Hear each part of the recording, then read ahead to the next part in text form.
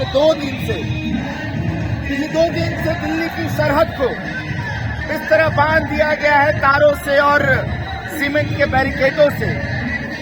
लग रहा है कौन आ रहा है वहां पे, कौन आने वाला है, जिससे हम तमाम लोगों को जो दिल्ली में रह रहे हैं लोगों को किससे इतना डर हो गया है। वो किस तरह के बैरिकेड है आप देख रहे हैं, 3-3 लेवल पे, 4-4 लेवल पे। कि ऐसी क्या शक्ति आ रही है कि दिल्ली के संसद को खौफ होने लग रहा है। बार बार नरेंद्र मोदी और देश के जो सरकार के लोग हैं बोलते हैं कि ये देश लोकतंत्र की जननी है। लोकतंत्र में ये होता है कि आप विरोध करके अपनी बात कह सकते हैं, शांति से प्रोटेस्ट करके हैं, अपनी बात कह सकते हैं। इस देश को चलाने वाले लोग जो पंजाब से, हरियाणा से, वेस्टर्न यूपी से निकले हैं और आ रहे हैं दिल्ली कि साहब हमारी बात सुनिए, हमारी बहुत सीधी कुछ मांगे हैं, आप सुन लीजिए।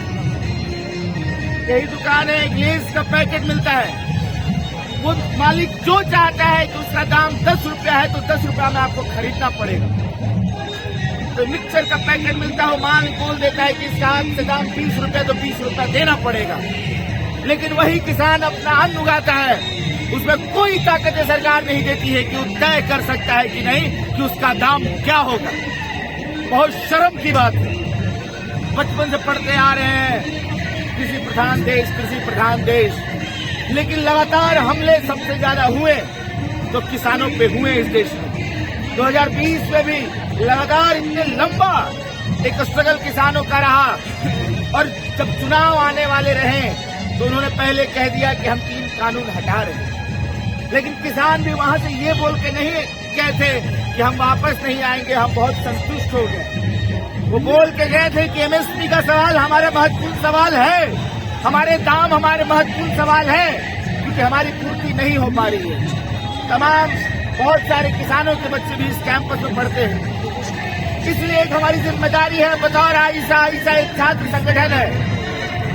तो लोग बोलेंगे कि छात्र संगठन क्यों कर रहा है किसानों के बात। हम कहते हैं कि देश के हर एक उस तबके की बात इस कैंपस से होगी जो हमारे लिए बोलता है और हमारे लिए जमीन तैयार करता है, जिसमें किसान भी होंगे, जिसमें मजदूर भी होंगे, जिसमें देश की महिलाएं भी होंगी, जिसमें देश के आदिवासी भी होंगे। वो तमाम लोग जो इस देश को चलाते हैं उनकी बात जेएनयू के कैंपस से की जानी चाहिए और होगी, और आइसा उसे बार बार करेगा। सरकार ये जो बीजेपी की सरकार है तो यहाँ ये कर ही रही है, और हमले इसके देखिए हर तरीके से। आप जेएनयू में भी देख ही रहे हैं, कोई आप नजरअंदाज तो कर नहीं सकते हैं, आप आंख बंद करके बगुले की तरह तो रह नहीं सकते हैं, क्योंकि हमला तो सब पे होने वाला है और हमला सब पे हो रहा है। वही देखिए कि बिहार में सीपीआई-एमएल के दलित नेता जो लगातार हाशिए पर के लोगों की आवाज और मजदूरों की और मजलूमों की आवाज उठाते रहे हैं, मनोज मंजिल नाम है उनका। उनकी ही बात यहां से हम कहना चाहते हैं कि किस तरह से जैसे ही एनडीए की गवर्नमेंट वहां पे आती है तुरंत उम्र कैद की सजा सुना दी जाती है।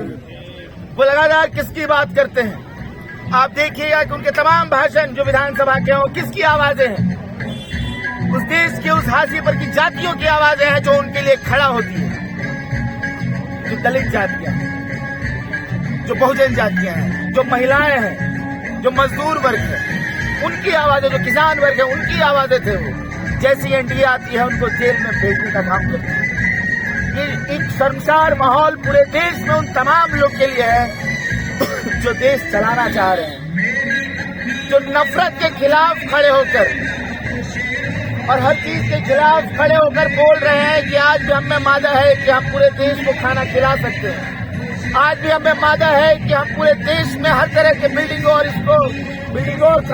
कामों को उठा सकते हैं और चला सकते हैं, हर दफ्तर चला सकते हैं। लेकिन आज उन्हीं पे हमला सबसे सख्त है। इसी कैंपस में 4 महीने हो गए हैं जो आपको खाना खिलाते हैं उनको। मैं इसके तमाम कर्मचारियों को पिछले 4 महीने से तनख्वाह नहीं आई, हम में से कोई नहीं बोल रहा है। क्या छात्रों की जिम्मेदारी नहीं होगी कि हम सिर्फ ऐसी ही पढ़ाई करें? अगर यही बोलते थे ना कि हमारा काम सिर्फ ऐसी पढ़ाई करना नहीं, सब गलत ही करने लगे। हमारी सामाजिक और राजनीतिक बातों को भी लेकर बात करना ये हमारी जिम्मेदारी होगी। हमारी जिम्मेदारी होगी उन तमाम तबकों के लिए बात करना जो हमारे लिए बात करते हैं और हम जिससे बड़े होते हैं, हम जिससे खड़े होते हैं। तो आप तमाम लोग आए, आपकी बात आएगी, आपकी बात आई, हम नारा लगाए, हमने एक सॉलिडरिटी दिया, हमने पुतला दिया, लेकिन आप देख लीजिए कि जहां हम देश की और समाज की बात करने निकलते हैं, जहां हम चाहते हैं कि नफरत खत्म हो, जहां हम चाहते हैं किसानों की बात हो, मजदूरों की बात हो और इस देश के हाशिए पर के लोगों की बात हो, तो धर्म की आवाज इस तरह से उठ जाती है। तो हम इसके खिलाफ खड़े हुए हैं। शुक्रिया। इनकलाब जिंदाबाद।